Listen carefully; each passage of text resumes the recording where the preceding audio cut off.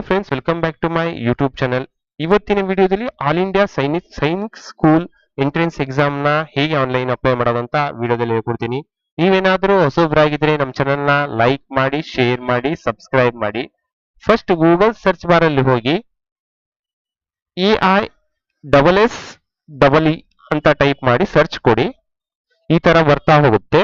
ಇಲ್ಲಿ exams.nta.ac.in ಅಂತ ಇದೆ, ಇದ್ರ ಮೇಲೆ ಕ್ಲಿಕ್ ಮಾಡಿ. ಈ ತರ ಪೇಜ್ ಓಪನ್ ಆಗ್ತಾ ಹೋಗುತ್ತೆ. ಇಲ್ಲಿ public notice invitation for online application form for AISSEE 2025 new ಅಂತಿದೆ, ಇದ್ರ ಮೇಲೆ ಕ್ಲಿಕ್ ಮಾಡಿ.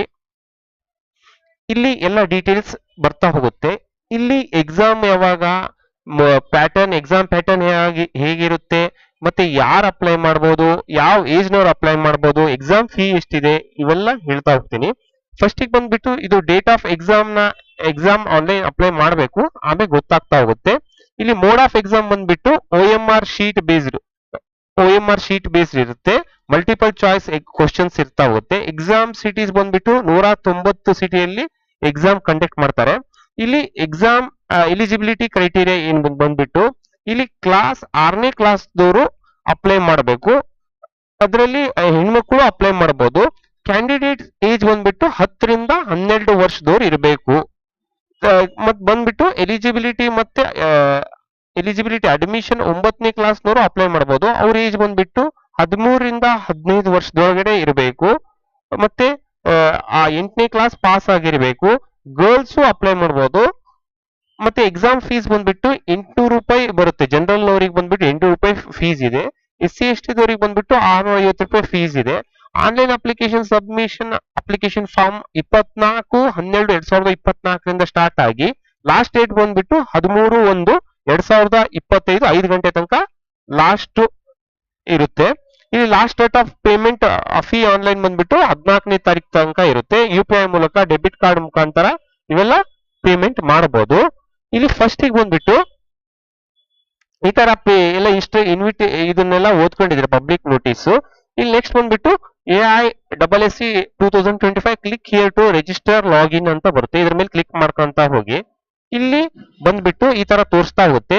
ಇಲ್ಲಿ ನೋಡ್ರಿ, only steps to apply online ಅಂತ ಬರುತ್ತೆ. ಇಲ್ಲಿ ಅಪ್ಲೈ ಫಸ್ಟ್ ಸ್ಟೆಪ್ ಬಂದ್ಬಿಟ್ಟು ಆನ್ಲೈನ್ ರಿಜಿಸ್ಟ್ರೇಷನ್ ಫಸ್ಟ್ ಮಾಡಬೇಕು. ಸ್ಟೆಪ್ 2 ಅಲ್ಲಿ ಬಂದ್ಬಿಟ್ಟು ಆನ್ಲೈನ್ ಅಪ್ಲಿಕೇಶನ್ ಫಾರ್ಮ್ ನ ಫಿಲ್ ಅಪ್ ಮಾಡಬೇಕು. ಸ್ಟೆಪ್ 3 ಅಲ್ಲಿ ಬಂದ್ಬಿಟ್ಟು ಪೇ ಎಕ್ಸಾಮಿನೇಷನ್ ಫೀ ಅಂತ ಬರುತ್ತೆ. ಇಲ್ಲಿ ನೋಡ್ರಿ, if you are new candidate click on below link ಅಂತ ಬರುತ್ತೆ. ಇಲ್ಲಿ ನ್ಯೂ ಕ್ಯಾಂಡಿಡೇಟ್ ರಿಜಿಸ್ಟರ್ ಮಾಡಿಲ್ಲ ಅಂತಂದ್ರೆ ನೀವು ಈ ಲಿಂಕ್ ಮೇಲೆ ಕ್ಲಿಕ್ ಮಾಡಿ ರಿಜಿಸ್ಟರ್ ಮಾಡಬೇಕು. ಇಲ್ಲಿ ಅಪ್ಲಿಕೇಶನ್ ನಂಬರ್, ನೀವು ಏನಾದ್ರು ರಿಜಿಸ್ಟರ್ ಮಾಡಿದ್ರೆ ಇಲ್ಲಿ ಅಪ್ಲಿಕೇಶನ್ ನಂಬರ್ ಹಾಕಬೇಕು, ಇಲ್ಲಿ ಪಾಸ್ವರ್ಡ್ ಹಾಕಬೇಕು, ಮತ್ತೆ ಸೆಕ್ಯೂರಿಟಿ ಪಿನ್ ನ ಎಂಟರ್ ಮಾಡಿ ನೆಕ್ಸ್ಟ್ ಕ್ಯಾಪ್ಚಾ ಹಾಕಿ ಲಾಗಿನ್ ಮಾಡಬೇಕು. ಇಲ್ಲಿ ನಾನು ರಿಜಿಸ್ಟರ್ ಮಾಡಿಲ್ಲ, ರಿಜಿಸ್ಟರ್ ಹೆಂಗ್ ಮಾಡಿಸೋದು ಅಂತ ತೋರಿಸ್ತೀನಿ. ಇಲ್ಲಿ ನ್ಯೂ ಕ್ಯಾಂಡಿಡೇಟ್ ರಿಜಿಸ್ಟರ್ ಹಿಯರ್ ಅಂತಿದೆ, ಇದ್ರ ಮೇಲೆ ಕ್ಲಿಕ್ ಮಾಡಿ. ಈ ತರ ಕ್ಲಿಕ್ ಮಾಡಿದಾಗ ಈ ತರ ಬರ್ತಾ ಹೋಗುತ್ತೆ. ಇಲ್ಲಿ ನೋಡಿ, please download and read carefully the information bulletin instruction procedure before you start the application form online ಅಂತ ಬರ್ತಿದೆ. ಅಂದ್ರೆ ನೀವೆಲ್ಲ ಇಲ್ಲಿ ಇನ್ಫಾರ್ಮೇಶನ್ ಬುಲೆಟಿನ್ ಇದೆ, ಇದ್ರ ಮೇಲೆ ಕ್ಲಿಕ್ ಮಾಡಿದಾಗ ಹೇಗೆ ಎಲ್ಲ ನಿಮ್ಗೆ ಗೊತ್ತಾಗ್ತಾ ಹೋಗುತ್ತೆ. ಡೀಟೇಲ್ಸ್ ಹೇಗೆ ಆನ್ಲೈನ್ ಅಪ್ಲೈ ಮಾಡಬೇಕು, ಏನೇನು ಪ್ರೊಸೀಜರ್ ಇರುತ್ತೆ, ಮತ್ತೆ ಯಾವ್ಯಾವ ಎಕ್ಸಾಮ್ ಪ್ಯಾಟರ್ನ್ ಯಾವ ತರ ಇರುತ್ತೆ, ಇವೆಲ್ಲ ಗೊತ್ತಾಗ್ತಾ ಹೋಗುತ್ತೆ. ನೆಕ್ಸ್ಟ್ ಬಂದ್ಬಿಟ್ಟು you can apply for online through official ಈ ವೆಬ್ಸೈಟ್, ಈ ಮೋಡ್ ಇಂದ ಅಪ್ಲೈ ಮಾಡಬಹುದು ಅಂತ ಬರುತ್ತೆ. ಇಲ್ಲಿ please ensure your eligibility criteria as applicable. ಅದೇ ನಾನು ಹೇಳ್ದಂಗೆ ಎಷ್ಟು ಏಜು, ಇವೆಲ್ಲ ಏಜು ಮತ್ತೆ ಎಷ್ಟು ವರ್ಷ ಆಗಿರ್ಬೇಕು, ಯಾವ ವರ್ಷದವರು ಅಪ್ಲೈ ಮಾಡಬಹುದು ಅಂತ. 6th ಸ್ಟ್ಯಾಂಡರ್ಡ್ ಇಲ್ಲಿ ಬಂದ್ಬಿಟ್ಟು ಕ್ಯಾಟಗರಿ ಎಕ್ಸಾಮ್ ಫೀ ಡೀಟೇಲ್ ನ ಹೇಳ್ತಾ ಹೋಗ್ತಾರೆ. ಇಲ್ಲಿ OBC ನವ್ರು ಬಂದ್ಬಿಟ್ಟು 800 ರೂಪಾಯಿ ಫೀಸ್ ಕಟ್ಟಬೇಕು. SC/ST ನವ್ರು ಬಂದ್ಬಿಟ್ಟು 650 ರೂಪಾಯಿ, ಮತ್ತೆ GST ಬೇರೆ ಎಕ್ಸ್ಟ್ರಾ ಬರ್ತಾ ಹೋಗುತ್ತೆ. ಕ್ಲಾಸ್ 6th ನವರು ಏಜ್ ಕ್ರೈಟೀರಿಯಾ ಬಂದ್ಬಿಟ್ಟು ಕ್ಲಾಸ್ 6th ನವರು 1/4/2013 ಇಂದ 31/3/2015 12 ವರ್ಷ ತುಂಬಿರ್ಬೇಕು. 10 ರಿಂದ 12 ವರ್ಷ ತುಂಬಿರ್ಬೇಕು. ಕ್ಲಾಸ್ 6th ಸ್ಟ್ಯಾಂಡರ್ಡ್ ಅಲ್ಲಿ ಓದ್ತಿರ್ಬೇಕು, ಅಂತವ್ರು ಅಪ್ಲೈ ಮಾಡೋದು. ಕ್ಲಾಸ್ 9th ಅಲ್ಲಿ ಬಂದ್ಬಿಟ್ಟು 1/4/2010 31/3/2012 13 ರಿಂದ 15 ವರ್ಷದವರು ಇವರ 9th ಸ್ಟ್ಯಾಂಡರ್ಡ್ ಗೆ ಅಪ್ಲೈ ಮಾಡಬಹುದು. ಅಪ್ಲಿಕೇಶನ್ ಪ್ರೊಸೀಜರ್ ಬಂದ್ಬಿಟ್ಟು ಫಸ್ಟ್ ರಿಜಿಸ್ಟ್ರೇಷನ್ ಫಾರ್ಮ್ ಬರುತ್ತೆ, ನೆಕ್ಸ್ಟ್ ಅಪ್ಲಿಕೇಶನ್ ಫಾರ್ಮ್ ಬರುತ್ತೆ. ಸ್ಟೆಪ್ 3 ಅಲ್ಲಿ ಫ್ರೀ ಪೇಮೆಂಟ್ ಬರ್ತಾ ಹೋಗುತ್ತೆ. ಸ್ಟೆಪ್ 2 ಅಲ್ಲಿ ನೋಡ್ರಿ, ಇಲ್ಲಿ ಏನೇನು ಸ್ಕ್ಯಾನ್ ಮಾಡಿ ಇಟ್ಕೊಂಡಿರ್ಬೇಕು ರೆಡಿ ಅಂತ ಹೇಳ್ತಾ ಇದಾರೆ.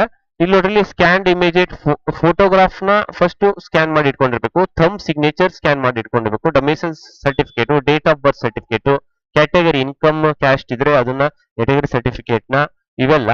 ನೆಕ್ಸ್ಟ್ ಬಂದ್ಬಿಟ್ಟು ಇಲ್ಲಿ ಯಾವ್ಯಾವ ಫೋಟೋಗ್ರಾಫ್ ಯಾವ ಫಾರ್ಮೆಟ್ ಅಲ್ಲಿ ಇರಬೇಕು, ಎಷ್ಟು KB ಅಲ್ಲಿ ಇರಬೇಕು ಅಂತಂದು ಸ್ಕ್ಯಾನ್ಡ್ ಫೋಟೋಗ್ರಾಫ್ ಸ್ಕ್ಯಾನ್ ಮತ್ತೆ thumb and signature photograph scan JPG format ಅಲ್ಲಿ ಇರಬೇಕು.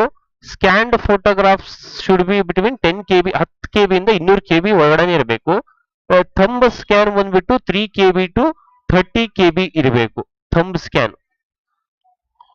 ಮತ್ತೆ ಸಿಗ್ನೇಚರ್ ಸಿಗ್ನೇಚರ್ ಬಂದ್ಬಿಟ್ಟು 4 KB ಇಂದ 30 KB ಒಳಗಡೆ ಮೊದಲೇ ಮಾಡ್ಕೊಂಡು ಇಟ್ಕೊಂಡಿರ್ಬೇಕು.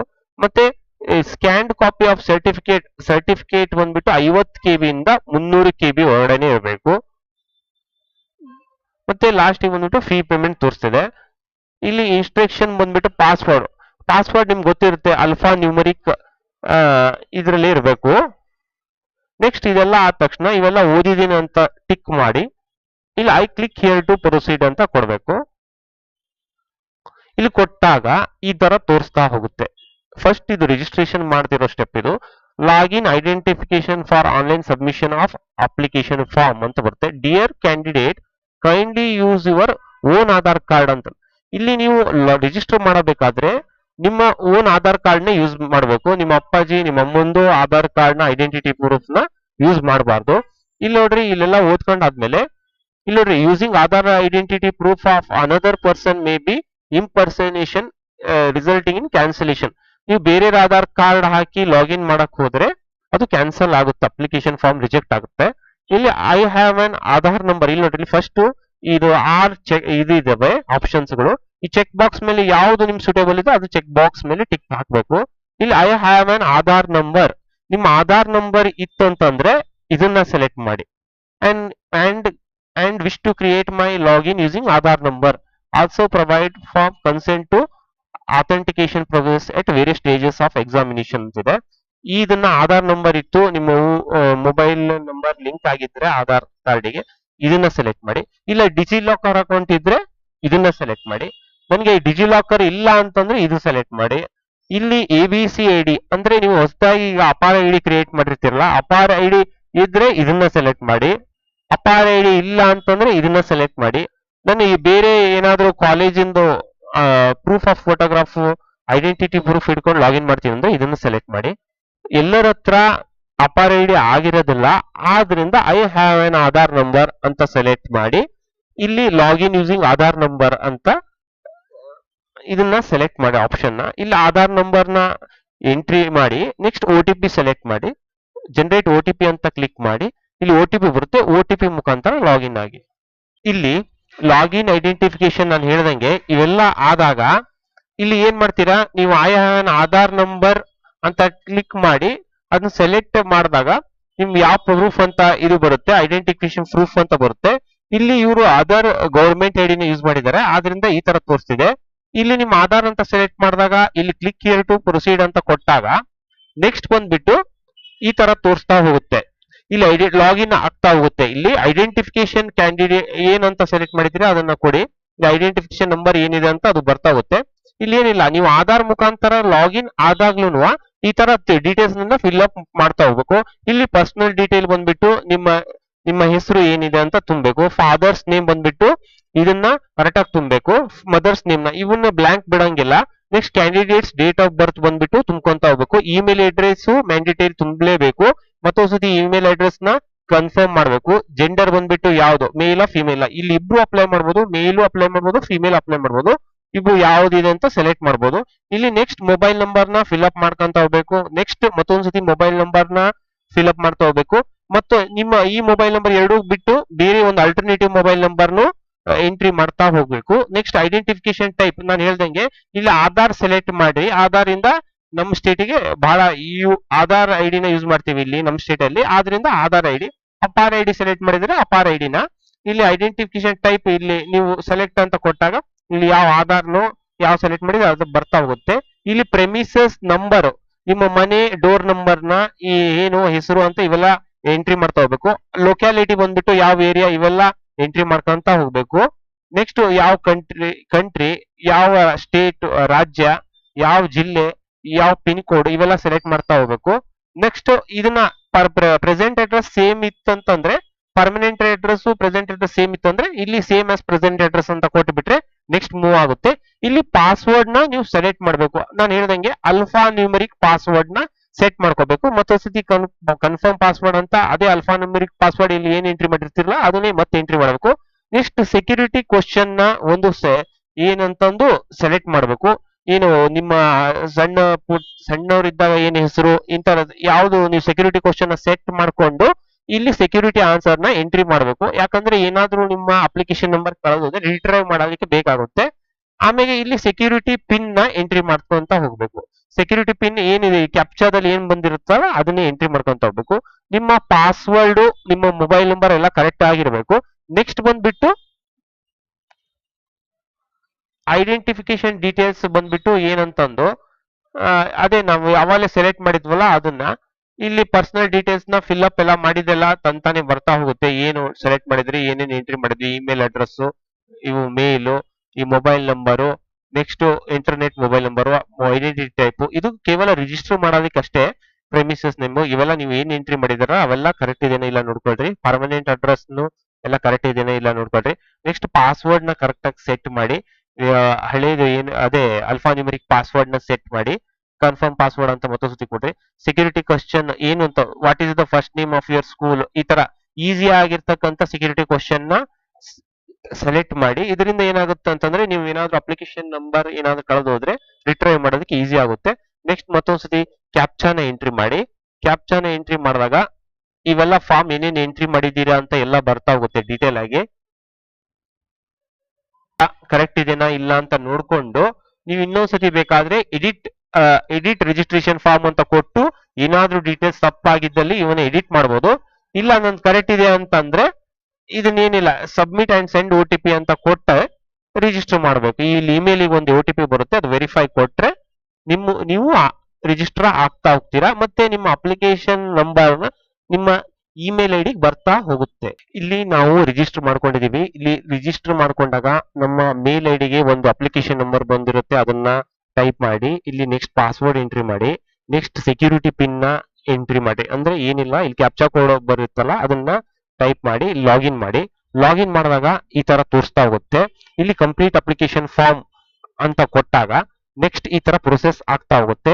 ಇಲ್ಲಿ ನೀವು ರಿಜಿಸ್ಟ್ರೇಷನ್ ಫಾರ್ಮ್ ಅಲ್ಲಿ ಏನೇನು ತುಂಬಿದ್ರಲ್ಲ ಕೆಲವೊಂದು ಡೀಟೇಲ್ಸ್ ನ ಆಟೋಮೆಟಿಕಲಿ ಫೆಚ್ ಆಗ್ತಾ ಹೋಗುತ್ತೆ. ಕೆಲವೊಂದು ಡೀಟೇಲ್ಸ್ ನ ನೀವು ಫಿಲ್ಅಪ್ ಮಾಡ್ತಾ ಹೋಗ್ಬೇಕು. ಇಲ್ಲಿ ನೋಡ್ರಿ ಇಲ್ಲಿ ಅಪ್ಲಿಕೇಶನ್ ಫಾರ್ಮ್ ಅಲ್ಲಿ ಬಂದ್ಬಿಟ್ಟು ಕೆಲವೊಂದು ಕಾಂಟ್ಯಾಕ್ಟ್ ಡೀಟೇಲ್ಸ್ ಪರ್ಸನಲ್ ಡೀಟೇಲ್ಸ್ ಇವು ಎರಡು ಆಟೋಮೆಟಿಕಲಿ ಫೆಚ್ ಆಗ್ತಾ ಹೋಗುತ್ತೆ. ಕೆಲವೊಂದು ನಾವು ಅಪ್ಲೈ ಮಾಡ್ತಾ ಬೇಕಾಗುತ್ತೆ. ಇಲ್ಲಿ ನೋಡ್ರಿ ಇಲ್ಲಿ ನಾವು ಲಾಗಿನ್ ಮಾಡಿದಾಗ ಕಂಪ್ಲೀಟ್ ಅಪ್ಲಿಕೇಶನ್ ಫಾರ್ಮ್ ಅಂತ ಕ್ಲಿಕ್ ಮಾಡಿದಾಗ ಇಲ್ಲಿ ಕಾಂಟ್ಯಾಕ್ಟ್ ಡೀಟೇಲ್ಸ್ ಎಲ್ಲ ಕರೆಕ್ಟ್ ಆಗಿ ಆಟೋಮೆಟಿಕಲಿ ಫೆಚ್ ಆಗ್ತಾ ಹೋಗುತ್ತೆ. ಕೆಲವೊಂದು ಡೀಟೇಲ್ಸ್ ನ ನೀವೆಲ್ಲ ಫಿಲ್ಅಪ್ ನಾವು ರಿಜಿಸ್ಟ್ರೇಷನ್ ಮಾಡಬೇಕಾದ್ರೆ ಪ್ರೆಸೆಂಟ್ ಅಡ್ರೆಸ್ ನಾವು ತುಂಬಿದೀವಿ ಇವೆಲ್ಲ ಬರ್ತಾ ಹೋಗುತ್ತೆ. ಜಸ್ಟ್ ಏನಿಲ್ಲ ನೀವೆಲ್ಲ ಕರೆಕ್ಟ್ ಇದೆನೋ ಇಲ್ಲೋ ಅಂತ ನೋಡಿ. ಕೆಲವೊಂದು ಫಿಲ್ಅಪ್ ಆಗಿಲ್ಲ ಅಂತಂದ್ರೆ ಫಿಲ್ಅಪ್ ಮಾಡಿ ಕ್ಯಾಪ್ಚಾನ ಎಂಟ್ರಿ ಮಾಡಿ ಸೇವ್ ಅಂಡ್ ನೆಕ್ಸ್ಟ್ ಅಂತ ಕೊಡಿ. ನೆಕ್ಸ್ಟ್ ಬಂದ್ಬಿಟ್ಟು ಆ ಪರ್ಸನಲ್ ಡೀಟೇಲ್ಸ್ ಏನೇನೆಲ್ಲ ಫಿಲ್ಅಪ್ ಮಾಡಿದ್ರಲ್ಲ ಅವೆಲ್ಲ ಕರೆಕ್ಟ್ ಇದೆನೋ ಇಲ್ಲ ಅಂತ ನೋಡಿ ಸಬ್ಮಿಟ್ ಮಾಡಿ ಅಷ್ಟೇ. ಸಬ್ಮಿಟ್ ಮಾಡಿ ಡಾಟಾ ಸೇವ್ ಸಕ್ಸಸ್ಫುಲಿ ಅಂತ ಬರ್ತಾ ಹೋಗುತ್ತೆ. ನೆಕ್ಸ್ಟ್ ಬಂದ್ಬಿಟ್ಟು ಪರ್ಸನಲ್ ಡೀಟೇಲ್ಸ್ ಬಂದ್ಬಿಟ್ಟು ಇದರಲ್ಲಿ ಏನಂತಂದ್ರೆ ಸ್ವಲ್ಪ ಫಿಲ್ಅಪ್ ಮಾಡೋದಿರುತ್ತೆ. ನೀವು ಇಲ್ಲಿ ನೋಡಿ ಇಲ್ಲಿ ಐಡೆಂಟಿಟಿ ಟೈಪ್ ಏನ್ ಸೆಲೆಕ್ಟ್ ಮಾಡಿದಿರಿ ಅವನ್ ಏನೇನು ಕೊಟ್ಟಿದ್ರಿ ಇವೆಲ್ಲ ಬಂತು.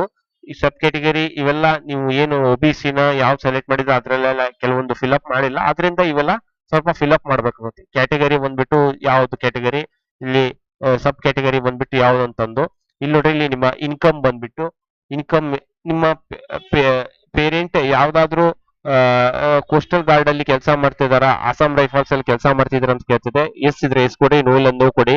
ಇಲ್ಲಿ ನೆಕ್ಸ್ಟ್ ಬಂದ್ಬಿಟ್ಟು ನೀವು ಹೇಗೆ ಇದು ಎಕ್ಸಾಮ್ ಬಗ್ಗೆ ತಿಳ್ಕೊಂಡ್ರಿ ಅಂತಂದು ಎಕ್ಸಾಮ್ ಹೇಗೆ ತಿಳ್ಕೊಂಡ್ರಿ ಅಂತಂದ್ರೆ ನೀವು ಯಾವ್ದು ಮೀಡಿಯಾದಿಂದ ಇಲ್ಲ ಪೇಪರ್ ಇಂದ ಓದಿದ್ರ ಅದನ್ನ ಸೆಲೆಕ್ಟ್ ಮಾಡಿ. ಇನ್ಕಮ್ ಎಷ್ಟಿದೆ ಅದನ್ನ ತುಂಬ್ಕೊಂತ ಹೋಗಿ.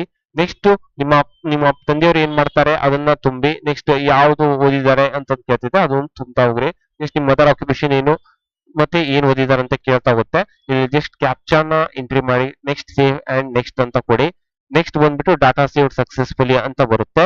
ಇಲ್ಲಿ ನೆಕ್ಸ್ಟ್ ಬಂದ್ಬಿಟ್ಟು ಅಪ್ಲೈ ಫಾರ್ ಅಂತ ಬಂದ್ಬಿಟ್ಟು ನೀವು ಯಾವ ಕ್ಲಾಸಿಗೆ ಅಪ್ಲೈ ಮಾಡ್ತಿದ್ದೀರಾ ಅಂತ ಇದನ್ನ ನೀವು ಸಪೋಸ್ 9th ಅಪ್ಲೈ ಮಾಡ್ತಿದ್ರೆ ಇವನ್ನ 8th ಡೀಟೇಲ್ಸ್ 9th ಅಪ್ಲೈ ಮಾಡ್ತಿದ್ದೀನಿ, ಯಾವ ಮೀಡಿಯಂಗೆ ಎಕ್ಸಾಮ್ ಅಲ್ಲಿ ಪಾಸ್ ಮಾಡಿದ್ದೀನಿ, ಮತ್ತೆ ಬಂದ್ಬಿಟ್ಟು ನೀವು ಯಾವ ಕ್ಲಾಸ್ ಅಲ್ಲಿ ನೀವು ಏನಾದ್ರು are you currently studying in any of the new Sainik school ಅಂತ ಕೇಳ್ತಿದೆ, ಇಲ್ಲಿ ನೋ ಕೊಡಿ. ನೆಕ್ಸ್ಟ್ ಇಂಡಿಕೇಟ್ ದ ನೀವು ಯಾವ್ದಾದ್ರು ಸೈನಿಕ್ ಸ್ಕೂಲ್ ಅಲ್ಲಿ ಓದ್ತಿದ್ರೆ ಎಸ್ ಅಂತ ಕೊಡಿ, ಇಲ್ಲಾಂದ್ರೆ ನಾಟ್ ಅಪ್ಲಿಕೇಬಲ್ ಅಂತ ಕೊಡಿ. ನೆಕ್ಸ್ಟ್ ನೀವು indicate the combination preferred Sainik school, ಇಲ್ಲಿ ಯಾವ್ದು ಆಪ್ಷನ್ ಬರುತ್ತೋ ಅದನ್ನ ಸೆಲೆಕ್ಟ್ ಮಾಡ್ತಾ ಹೋಗ್ರಿ. ಸೆಲೆಕ್ಟ್ ದ ನೋಡ್ರಿ, ನೀವು ಏನಾದ್ರು ಓಲ್ಡ್ ಸೈನಿಕ್ ಸ್ಕೂಲ್ ಅಲ್ಲಿ ಓದ್ತಿದ್ರೆ ಇವೆಲ್ಲ ಬರ್ತಾ ಹೋಗುತ್ತೆ. ನೀವು ಯಾವ ಸ್ಟೇಟ್ ನ ಸೆಲೆಕ್ಟ್ ಮಾಡ್ತೀರಾ ಫಸ್ಟ್ ಬಂದ್ಬಿಟ್ಟು ನೀವು ಸ್ಟೇಟ್ ಸೆಲೆಕ್ಷನ್ ಮಾಡಕ್ ಬರುತ್ತೆ. ಸಪೋಸ್ ನೀವು ಕರ್ನಾಟಕದಲ್ಲಿ ಓದ್ತಿದ್ರೆ first preference, second preference, third preference, fourth preference ಎಲ್ಲ ಬಂದ್ಬಿಟ್ಟು ಕರ್ನಾಟಕನೇ ಕೊಡ್ತಾ ಹೋಗ್ರಿ. ಸಿಟಿ ಬಂದ್ಬಿಟ್ಟು ಒಂದು 3-4 ಸಿಟಿ ಇದಾವೆ, ಅದರಲ್ಲಿ ಅಲ್ಲ ನಿಮ್ ಕರ್ನಾಟಕದ ಬಹಳಷ್ಟು ಸಿಟಿಯಲ್ಲಿ ಎಕ್ಸಾಮ್ ನಡೀತಾವೆ. ನೀವು ಯಾವ್ದು ಫಸ್ಟ್ ನಿಮ್ ಪ್ರಿಫರೆನ್ಸ್ ಯಾವ್ದು ಕೊಡ್ತೀರಾ, ಸೆಕೆಂಡ್ ಪ್ರಿಫರೆನ್ಸ್ ಯಾವ್ದು ಕೊಡ್ತೀರಾ, ಥರ್ಡ್ ಫೋರ್ತ್ ಸೆಲೆಕ್ಟ್ ಮಾಡಿ. ನೆಕ್ಸ್ಟ್ ಕ್ಯಾಪ್ಚಾನ ಎಂಟ್ರಿ ಮಾಡಿ, ನೆಕ್ಸ್ಟ್ ಐ ಅಗ್ರಿ ಅಂತ ಕೊಟ್ಟು ಸೇವ್ ಅಂಡ್ ನೆಕ್ಸ್ಟ್ ಕೊಡಿ. ನೆಕ್ಸ್ಟ್ ಪೇಜಿಗೆ ಡೈರೆಕ್ಟ್ ಆಗ್ತಾ ಹೋಗುತ್ತೆ. ನೆಕ್ಸ್ಟ್ ಪಾಸ್ ಸ್ಟೇಟಸ್ ಬಂದ್ಬಿಟ್ಟು 8th ಕ್ವಾಲಿಫಿಕೇಶನ್ ಡೀಟೇಲ್ಸ್ ಇವೆಲ್ಲ. ಪಾಸ್ ಸ್ಟೇಟಸ್ ಬಂದ್ಬಿಟ್ಟು ಪಾಸ್ ಇದ್ರೆ ಪಾಸ್ ಅಂತ ಕರೆಕ್ಟ್ ಆಗಿ ಪಾಸ್ ಆಗ್ಲೇಬೇಕು. ಪಾಸ್ ಸ್ಟೇಟಸ್ ನ ಎಸ್ ಅಂತ ಕೊಟ್ಟು ನೆಕ್ಸ್ಟ್ ಐ ಅಗ್ರಿ ಮೇಲೆ ಟಿಕ್ ಮಾಡಿ ಸೇವ್ ಅಂಡ್ ನೆಕ್ಸ್ಟ್ ಕೊಡ್ಕೊಂತ ಹೋಗ್ರಿ. ಇಲ್ಲಿ ನೋಡಿ, ಇಲ್ಲಿ ಕ್ವಾಲಿಫಿಕೇಶನ್ ಡೀಟೇಲ್ ಆಯ್ತು. ಈಗ ಇಲ್ಲಿ ನೆಕ್ಸ್ಟ್ ಬಂದ್ಬಿಟ್ಟು ಮತ್ತೆ ಎಡಿಷನಲ್ ಡೀಟೇಲ್ಸ್ ಕೇಳ್ತದೆ. ಇಲ್ಲಿ ನೋಡ್ರಿ, ಇಲ್ಲಿ ನಾವೆಲ್ಲ ತುಂಬಿದ್ವಲ್ಲ, ಎಷ್ಟು ಎಡಿಷನಲ್ ಡೀಟೇಲ್ಸ್ ಬಂದ್ಬಿಟ್ಟು ಏನಂತಂದ್ರೆ ಅದೇ ನೀವು ಎಷ್ಟು ಪಾಸ್ ಮಾಡಿದೀರಾ ಏನು ಅಂತಂದಿದೆಲ್ಲ. ಇಲ್ಲಿ ನೋಡ್ರಿ, ಇಲ್ಲಿ ಪಾಸ್ ಸ್ಟೇಟಸ್ ನಾನು ಪಾಸ್ ಅಂತ ಸೆಲೆಕ್ಟ್ ಮಾಡಿದೀನಿ, ಯಾವ ಇಯರ್ ಅಲ್ಲಿ ಪಾಸ್ ಆಗಿದ್ದೀನಿ, ಈ ನೇಮ್ ಆಫ್ ಎಕ್ಸಾಮಿನೇಷನ್ ಏನು, ಎಷ್ಟನೇ ಕ್ಲಾಸ್ ಅಲ್ಲಿ ಪಾಸ್ ಆಗಿದ್ದೀನಿ, ಯಾವ ಬೋರ್ಡ್ ಇಂದ ಪಾಸ್ ಆಗಿದ್ದೀನಿ, ಪರ್ಸೆಂಟೇಜ್ ಎಷ್ಟು, ಇಲ್ಲಿ ನಿಮ್ಮ ಎಷ್ಟು ಮಾರ್ಕ್ಸ್ ಗೆ ಎಕ್ಸಾಮ್ ನಡೆಸಿದ್ದಾರೆ, ಎಷ್ಟು ಮಾರ್ಕ್ಸ್ ಒಪ್ಟೇನ್ ಆಗಿದೆ, ಇಲ್ಲಿ ಆಟೋಮೆಟಿಕಲಿ ಎಲ್ಲ ಬರ್ತಾ ಹೋಗುತ್ತೆ. ಇಲ್ಲಿ ಕ್ಯಾಪ್ಚಾನ ಎಂಟ್ರಿ ಮಾಡಿ ನೆಕ್ಸ್ಟ್ ಸೇವ್ ಅಂಡ್ ನೆಕ್ಸ್ಟ್ ಕೊಡಿ. ನೆಕ್ಸ್ಟ್ ಬಂದ್ಬಿಟ್ಟು ಅಡಿಷನಲ್ ಡೀಟೇಲ್ಸ್ ನ ತುಂಬ್ಕೊಂತ ಹೋಗ್ಬೇಕಂತಂದು ಕೇಳ್ತಿದೆ. ಇಲ್ಲಿ ನೀವೇನಾದ್ರೂ ಮೊದ್ಲೇನಾದ್ರೂ SAISSC ಅಂದ್ರೆ all India Sainik school exam ನ ಏನಾದ್ರೂ ಬರ್ದಿದ್ದೀರಾ ಅಂತ ಕೇಳ್ತಿದೆ, ನೋ ಅಂತ ಸೆಲೆಕ್ಟ್ ಮಾಡಿ. ನೆಕ್ಸ್ಟ್ ನಿಮ್ಮ ತಂಗಿ, ಅಣ್ಣ ಅಥವಾ ಯಾರಾದ್ರೂ ಸ್ಟಾಫ್ ಸೈನಿಕ್ ಸ್ಕೂಲ್ ಅಲ್ಲಿ ಕೆಲಸ ಮಾಡ್ತಿದ್ರು ಅಂತ ಕೇಳ್ತಿದೆ, ಇಲ್ಲಿ ನೋ ನ ಸೆಲೆಕ್ಟ್ ಮಾಡಿ. ಇಲ್ಲಿ ನೆಕ್ಸ್ಟ್ ಕ್ಯಾಪ್ಚಾನ ಎಂಟ್ರಿ ಮಾಡಿ ನೆಕ್ಸ್ಟ್ ಸೇವ್ ಅಂಡ್ ನೆಕ್ಸ್ಟ್ ಕೊಡಿ. ನೆಕ್ಸ್ಟ್ ಸ್ಟೆಪ್ ಬಂದ್ಬಿಟ್ಟು ಡಾಕ್ಯುಮೆಂಟ್ಸ್ ಅಪ್ಲೋಡ್ ಸ್ಟೆಪ್. ಇಲ್ಲಿ ಏನಂತಂದ್ರೆ ನಿಮ್ಮ ಎಲ್ಲ ಫೋಟೋ, ಸಿಗ್ನೇಚರು, ನಾನು ಹೇಳಿದಂಗೆ ಮೊದಲೇ ಯಾವ ಸೈಜ್ ಅಲ್ಲಿ ಇರ್ಬೇಕು ಅಂತೆಲ್ಲ ಹೇಳಿದೀನಿ, ಅದನ್ನೆಲ್ಲ ಅಪ್ಲೋಡ್ ಮಾಡ್ಕೊಂತ ಹೋಗ್ಬೇಕು. ಅಪ್ಲೋಡ್ ಮಾಡಿದ ತಕ್ಷಣ ಈ ತರ ತೋರಿಸ್ತಾ ಹೋಗುತ್ತೆ, ಎಲ್ಲ ಕರೆಕ್ಟ್ ಇದೆ, ಕರೆಕ್ಟ್ ಆಗಿ ಅಪ್ಲೋಡ್ ಆಗಿದೆ ಅಂತಂದ್ರೆ ಸೇವ್ ಅಂಡ್ ನೆಕ್ಸ್ಟ್ ಕೊಡಿ. ನೆಕ್ಸ್ಟ್ ಬಂದ್ಬಿಟ್ಟು ಈ ಫೈನಲ್ ಸಬ್ಮಿಟ್ ಗೆ ಎಲ್ಲ ತೋರಿಸ್ತಾ ಹೋಗುತ್ತೆ ಏನಂತಂದು. ನೀವು ಕರೆಕ್ಟ್ ಆಗಿ ಎಲ್ಲ ಡೀಟೇಲ್ಸ್ ಎಲ್ಲ ಕರೆಕ್ಟ್ ಆಗಿ ಬಂದಿದ್ದೀನೋ ಇಲ್ಲ ಅಂತ ನೋಡಿ. ನಿಮ್ಮ ಎಲ್ಲ ಡೀಟೇಲ್ಸ್, ಹೆಸರು, age, date of birth, income, address, ಯಾವ ಊರು, qualification details, additional details, apply for, ಈಗ ಅಪ್ಲೈ ಮಾಡ್ತಿರೋ ಕರೆಕ್ಟ್ ಇದನ್ನ ಇಲ್ಲ ನೋಡಿ, ಯಾವ ಎಕ್ಸಾಮ್ ಅಲ್ಲಿ ಮೀಡಿಯಂ ಅಲ್ಲಿ ಎಕ್ಸಾಮ್ ಬರೀತೀರಾ ಅದನ್ನ ನೋಡಿ. ನೀವು ಇವನ್ನೆಲ್ಲ ಸೆಲೆಕ್ಟ್ ಮಾಡಿ, ಫಸ್ಟ್ ಚಾಯ್ಸ್ ಯಾವ್ದು ಕೊಟ್ಟಿದ್ದೀರಾ, ಸೆಕೆಂಡ್ ಚಾಯ್ಸ್ ಯಾವ್ದು ಕೊಟ್ಟಿದ್ದೀರಾ, ಇವನ್ನೆಲ್ಲ ಕರೆಕ್ಟ್ ಆಗಿ ಯಾವ ಸ್ಟೇಟ್ ಅಲ್ಲಿ ಸೆಲೆಕ್ಟ್ ಕೊಟ್ಟಿದ್ದೀರಾ ಇವನ್ನೆಲ್ಲ ನೋಡಿ. ನೆಕ್ಸ್ಟ್ ಡಾಕ್ಯುಮೆಂಟ್ ಅಪ್ಲೋಡ್ ಮಾಡಿದೆಲ್ಲ ಕರೆಕ್ಟ್ ಇದೆನಾ ಇಲ್ಲ ಅಂತ ನೋಡಿ. ಇಲ್ಲಿ please verify your mobile number ಅಂತ ಇದೆ, ಒಂದ್ಸತಿ ಸಬ್ಮಿಟ್ ಮಾಡಿದ್ರೆ ಆಯ್ತು, ಮತ್ತೆ ಸಬ್ಮಿಟ್ ಮಾಡಕ್ ಬರೋದಿಲ್ಲ. ಇದ್ರ ಮೇಲೆ ಕ್ಲಿಕ್ ಮಾಡಿ.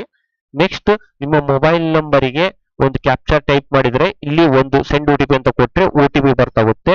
ನಿಮ್ಮ ಮೊಬೈಲ್ ನಂಬರ್ OTP ಬಂದ್ರನ್ನ OTP ನ ಎಂಟ್ರಿ ಮಾಡಿ ವೆರಿಫೈ OTP ಅಂತ ಕೊಡಿ. ನಿಮ್ಮ ಮೊಬೈಲ್ ನಂಬರ್ ವೆರಿಫಿಕೇಶನ್ ಆಗ್ತಾ ಹೋಗುತ್ತೆ.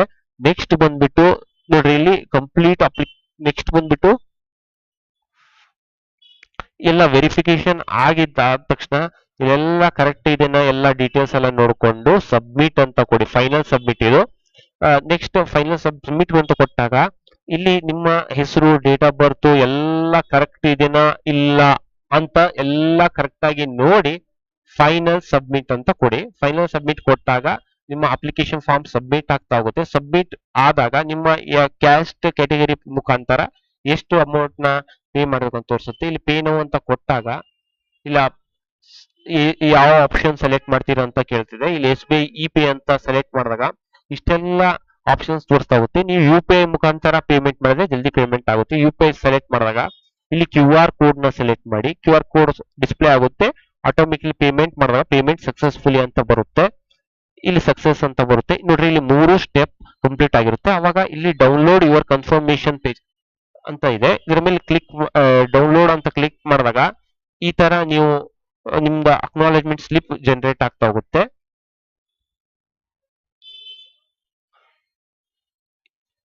ಈಗ ಎಲ್ಲ ಇದನ್ನ ಅಕ್ನಾಲೆಜ್ಮೆಂಟ್ ಸ್ಲಿಪ್ ನ ಪ್ರಿಸರ್ವ್ ಮಾಡಿ ಇಟ್ಕೊಂಡಿರ್ಬೇಕು.